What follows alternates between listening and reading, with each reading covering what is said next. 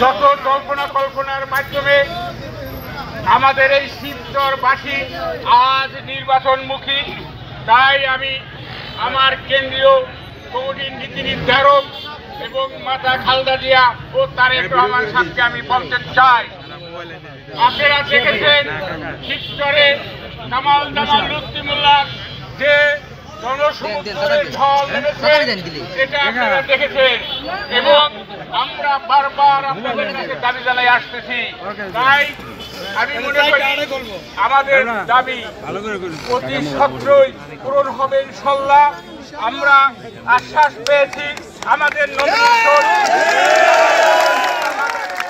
এক আসনের নমিনেশন বহাল আছে,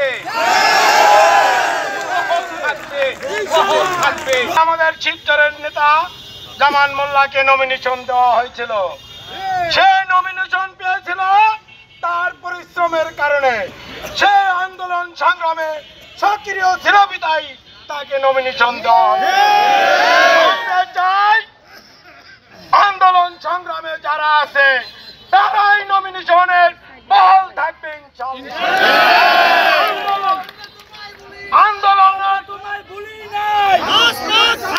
আন্দোলন সংগ্রামে যারা ছিল না তাদেরকে যদি নমিনেশন দেওয়া হয়, যারা আজকে বসন্তের কুকিল তাদেরকে ডেকে যদি নমিনেশন দেওয়া হয়, তাইলে আমি মনে করি বাংলাদেশের তথা শিবচরের মানুষ আমরা অত্যন্ত দুঃখিত যে যদি যারা রাজপথে ছিল তারা যদি নমিনেশন না পায়।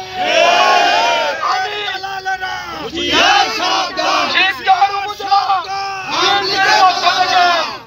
শিবচর উপজেলা বিএনপির পক্ষ থেকে উদাত্ত আহ্বান জানাচ্ছি, আপনারা প্রয়োজন বোধে আবারও যাচাই বাছাই করেন কে রাজপথে ছিল, কারা রাজপথে ছিল, কারা আন্দোলন সংগ্রামে ছিল, কারা বিদেশে যায় নাই, এই দেশ ত্যাগ করে, তাদেরকেই নমিনেশন দেন, আমাদের কোনো আপত্তি নাই।